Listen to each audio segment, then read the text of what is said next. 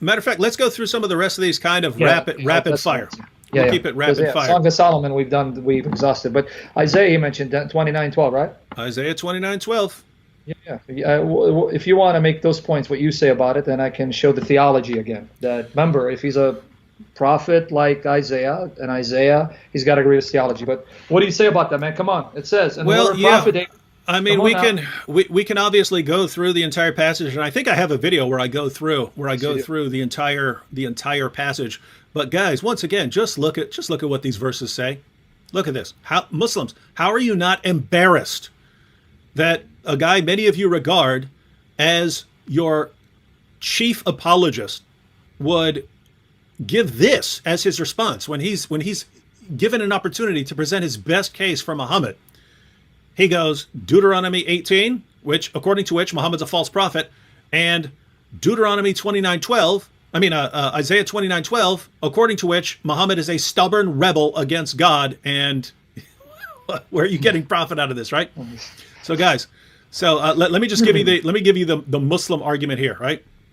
So look at verse 12. And when they give the book to one who cannot read, saying, read this, he says, I cannot read.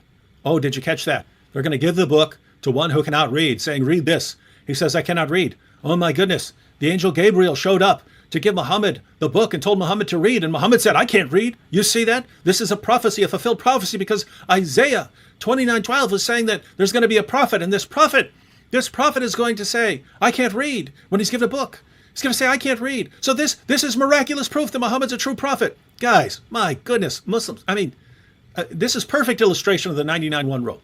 I mean, for real, Zakir Naik's audience, it's more like the 100 rule. He knows that 0 of his followers will ever look up what he's saying. If they did, they should be ashamed. They should be saying, how can we listen to this absolute horrible deceiver to believe what this guy says? Every passage he tells us to go to tells us that Muhammad's a false prophet or that he should be put to death. And this is your main guy. Guys, we don't want to read the entire passage. Again, I have a video going through this, but let's just go up. You can get a general idea of what's going on.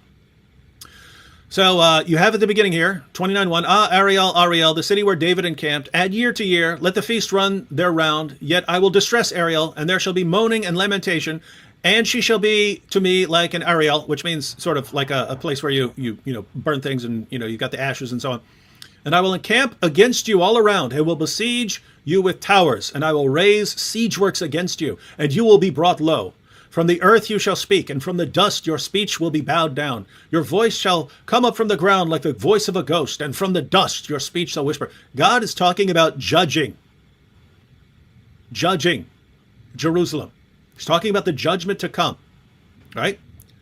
So you have the northern tribes, and then you have Judea. God's talking about the judgment that's coming, right? So he gives this revelation through Isaiah saying that they're going to be judged, right? And you get down to verse 11.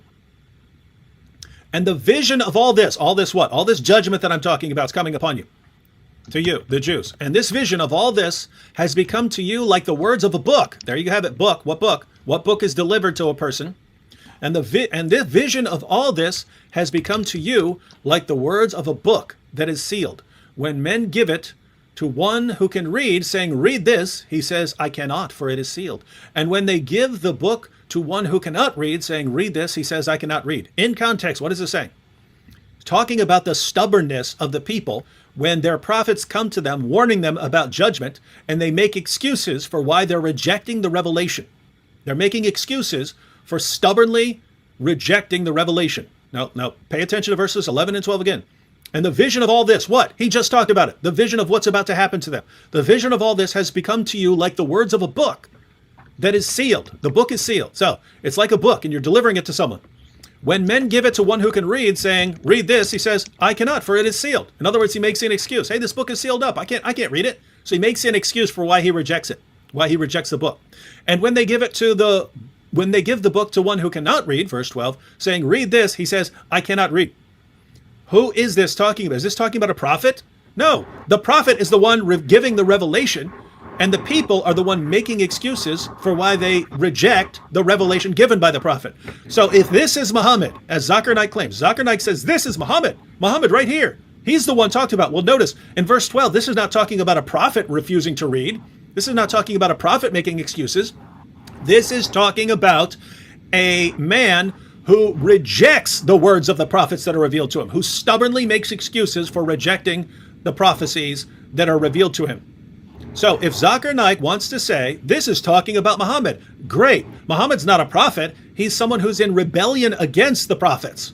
The prophets have revealed revelations, and Muhammad stubbornly makes excuses because of his illiteracy. He counts this as an excuse for rejecting the true revelations of God. This is Zakir Naik telling you that Muhammad was a stubborn rebel against God, making excuses for why he rejected God's true revelations. I say amen. Amen to this. All right, Sam, what do you think? Just let me add the icing on the cake, because we've already done this. We belabored the point, but Yep. for the sake of people, remember this, Christians. Even if you don't remember the context is not a prophecy of prophets to come. Keep this in mind. Would a prophet in the Old Testament prophesy the coming of someone who'd contradict their theology? So keep that in mind. If Muhammad is this prophet that Isaiah supposedly announced would come, and it's not, as David showed you, he cannot contradict the theology of Isaiah. So if you're quoting Isaiah, then you're going to have to be stuck with Isaiah. Muhammad says his God is not a father to his people, spiritually or metaphorically. But in Isaiah 63:16, folks, remember this. The God of Isaiah is a spiritual father to his people, and he spiritually begets them, and he preserves them and sustains them as a father does to his children. Here, Isaiah 63:16. For you are our father, though Abraham does not know us, and Israel does not acknowledge us. You, O Lord, are our father. Our Redeemer from of old is your name. Isaiah 64, verse 8. Isaiah 64, verse 8. But now, O Lord, you are our son. We are the clay, and you are our potter. We are all the work of your hands. So number one, Isaiah's God is a spiritual father to his people. He spiritually begets them, not physically, not sexually, and he provides for them, sustains them, and protects them as a father does for his children. So that's number one. Number two, Isaiah 9, verses 6 to 7. In the Quran, chapter 112, verse 3, remember this, chapter 112, verse 3, Lam yalid wa lam yulad. Allah neither begets nor is begotten. Even though in the context of the Quran, it is condemning the pagan understanding that Allah sires children sexually, or he's like one of the gods who is produced by a god and a goddess. And we condemn that as well. We condemn that as well. That's false teaching. But still, with that said, some Muslims like to misapply it to deny the eternal generation of the Son. Isaiah 9, verses 6 to 7. Christians, please, this is now archived. Make sure you listen to this, because I want you to learn these arguments, and this will end the misappeal to Isaiah. Isaiah 9, verses 6 to 7. For to us a child is born. Ask anyone who reads Hebrew. The phrase, for to us a child is born, is Yeled Yuled.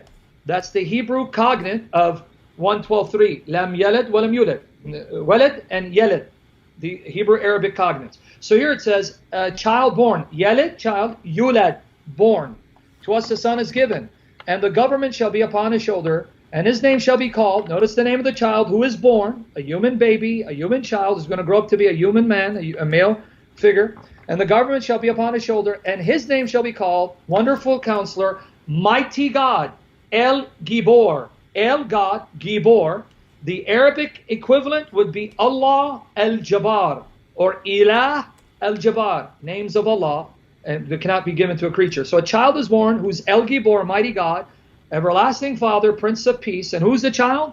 Of the increase of his government and of his peace, there will be no end. And on the throne of David, and over his kingdom, to establish it and uphold it with justice and with righteousness from this time forth and forevermore. The zeal of the Lord of hosts will do this. So a child is born to sit on David's throne forever. That's why even Jewish tradition, rabbinic tradition, though some try to say it's Hezekiah, can't be Hezekiah. Rabbinic tradition says this is Messiah, Mashiach. Child born to sit on David's throne forever, whose name is El Gibor, the mighty God. Isaiah chapter 10, verse 21, folks. One of the names of Jehovah, the Lord, is Mighty God. His name is Mighty God. So now, Muslims, how can Muhammad be a prophet announced by Isaiah when Isaiah says the mighty God of Israel will be born as a child, the mighty God himself, and that God is a father to his people, all of which Muhammad contradicts. Muhammad is condemned by Isaiah, not prophesied by Isaiah. So much for Isaiah.